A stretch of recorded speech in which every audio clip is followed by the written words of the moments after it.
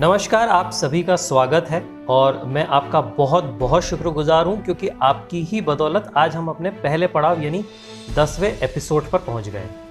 कुछ एक मुद्दों पर हम अब तक बात कर चुके हैं, लेकिन और कई सारे मुद्दे हमसे अब तक अछूते हैं जिन्हें हम एक एक करके हर हफ्ते छूते जाएंगे। लेकिन आज एक ऐसे मुद्दे को लेकर हम बात करेंगे जिसने हमारा जीवन मुहाल किया हुआ है। आप ठीक समझ रहे हैं, आज बात करेंगे देश में तेजी से फैल रही कोरोना की दूसरी लहर के बारे में। यह है शॉकवेव नेटवर्क। आप देख रहे हैं सियासत की 10वीं कड़ी। मैं प्रतीक आपकी खिदमत में।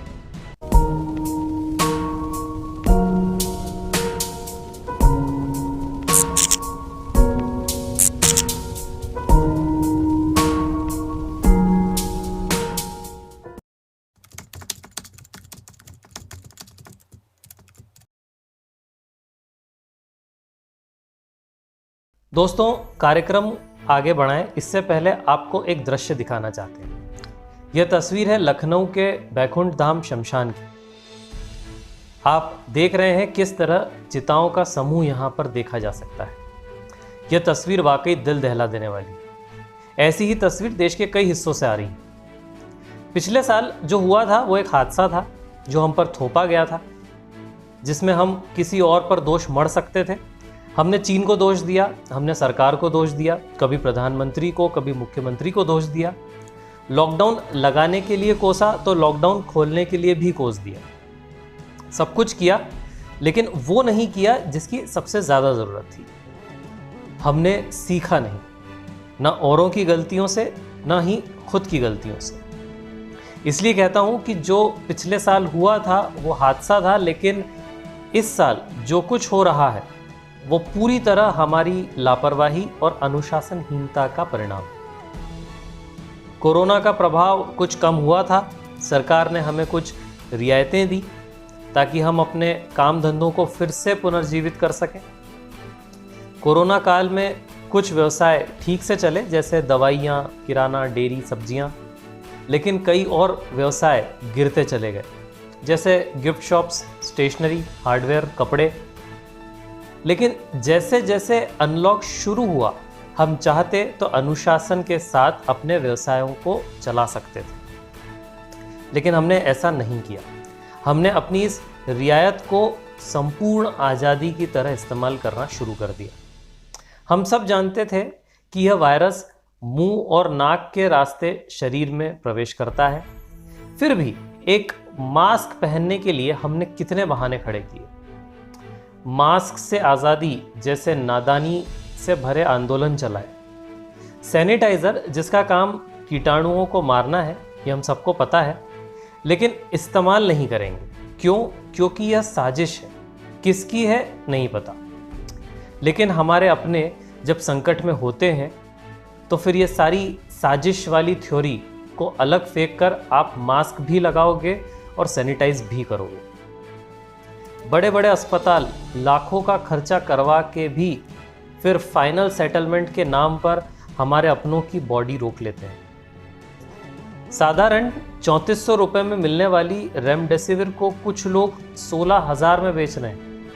इंदौर में हाल ही में इस इंजेक्शन की नकली खेप भी पकड़ी गई। आप देखें किस कदर बेशर्म और बेअकल लोगों की जमात है हमारे बीच। इन लोगों पर तो रासुका और देशद्रोह से जुड़े कानून लगाने की ज़रूरत है। खैर, अब देश की स्थिति है क्या, वो ज़रा आपको बताते हैं, और ख़ासकर हमारी लापरवाही ने हमें कहाँ लाकर खड़ा कर दिया है, ये आपको बताते हैं। बीते गुरुवार को एक नया रिकॉर्ड बन गया। देश में एक दिन में आए नए कोरोना संक्रमितों की संख्या 2,16,000 के ऊपर पहुँच गई। इसी दिन एक्टिव केसेस की संख्या थी करीब 15 लाख और बीमारी से मरने वालों की संख्या 1,184। यह सब कुछ हुआ है गुरुवार को, एक ही दिन यानी 24 घंटों के अंदर। खैर, इसमें गुरुवार अकेला दिन नहीं था जब मरने वालों की संख्या 1000 के ऊपर पहुंची हो। पिछले 3 दिनों से लगातार मरने वालों का आंकड़ा 1000 से ऊपर बना हुआ था। 31 मार्च तक एक्टिव केसेस 6 लाख थे देश में, और अब 15 लाख यानी डबल से भी ज़्यादा हो गए, वो भी सिर्फ 15 दिन के साइकिल के अंदर। वाकई चिंताजनक स्थिति है। इस समय 16 राज्यों में स्थिति विकट बनी हुई है, लेकिन पिछले साल की तरह इस बार भी महाराष्ट्र अपनी अव्वल नंबर की जगह छोड़ने को तैयार नहीं है। 61,695 केसेस के साथ सबसे आगे खड़ा। मौत के मामले में भी सबसे ऊपर 349 मौतें। दूसरे नंबर पर है छत्तीसगढ़ 135 मौतें, फिर दिल्ली 112, उत्तर प्रदेश 104, गुजरात 81, मध्य प्रदेश में 53 और पंजाब में 51 मौतें। इनमें अगर डेथ रेट की बात करें तो दूध दही वाला राज्य पंजाब सबसे ऊपर है 2.27% के साथ। ये राष्ट्रीय मृत्यु दर 1.22% से काफ़ी ऊपर। अब सवाल उठता है कि सरकारें कर क्या रही हैं और उन्हें करना क्या चाहिए। केंद्र सरकार सभी राज्यों को उनकी ज़रूरत अनुसार संसाधनों की व्यवस्था करवाने में जुटी हुई है, जैसे ऑक्सीजन और रेमडेसिविर जैसी ज़रूरी इंजेक्शन या दवाइयाँ। वहीं राज्य की सरकारों को चाहिए कि वे इन सभी संसाधनों की बेहतर प्लानिंग करें और साथ ही इन संसाधनों में जितना संभव हो सके खुद को आत्मनिर्भर बनाएं। जैसे हाल ही में मध्य प्रदेश के मुख्यमंत्री शिवराज सिंह चौहान ने अपने राज्य में हो रही ऑक्सीजन और रेमडेसिविर की किल्लत से निपटने के लिए चार्टर्ड प्लेन और चॉपर के ज़रिए दवाइयाँ और ऑक्सीजन तो मंगाई ही, साथ ही राज्य में ऑक्सीजन उत्पाद बढ़ाने का भी रास्ता साफ कर दिया। अभी इंदौर में 2000 बेड वाले अस्पताल का काम जारी है।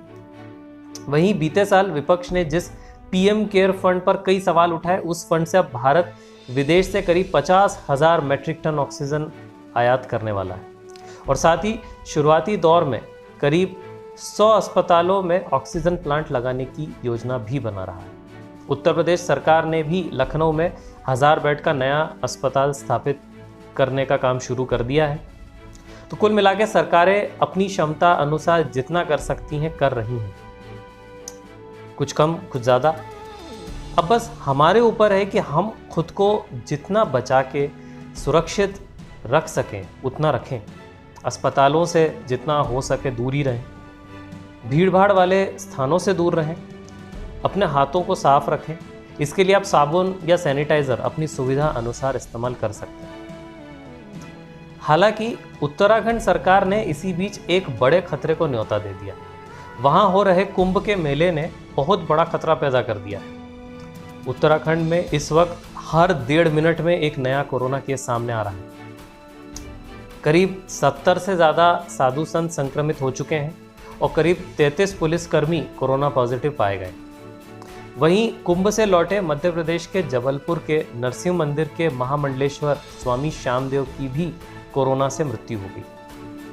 अगर आप सोच रहे हैं कि यह काफ़ी संगीन खतरा है, तो रुड़की विश्वविद्यालय के एक प्रोफेसर के मुताबिक जब 49 लाख लोगों ने अब तक डुबकी लगाई है, तो ऐसे में यह आशंका भी बढ़ी है कि संक्रमण गंगा में भी फैल सकता है।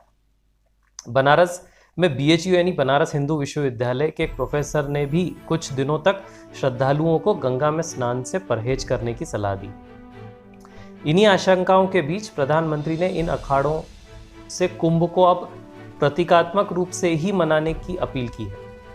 कुछ अखाड़ों ने इस महाकुंभ से पैकअप करने का भी सराहनीय फैसला लिया है।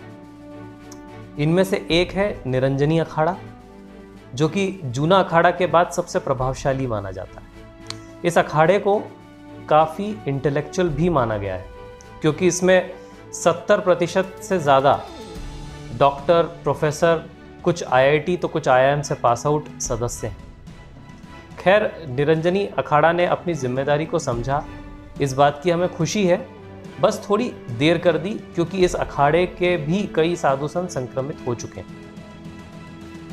उम्मीद है कि बाकी अखाड़ा प्रबंधन भी जल्द से जल्द ज़रूरी कदम उठाएंगे। आपसे भी मेरी गुजारिश है कि जितना हो सके उतना घर पर रहें, लॉकडाउन के नियमों का पालन करें, यह आपकी सुरक्षा के लिए ही है।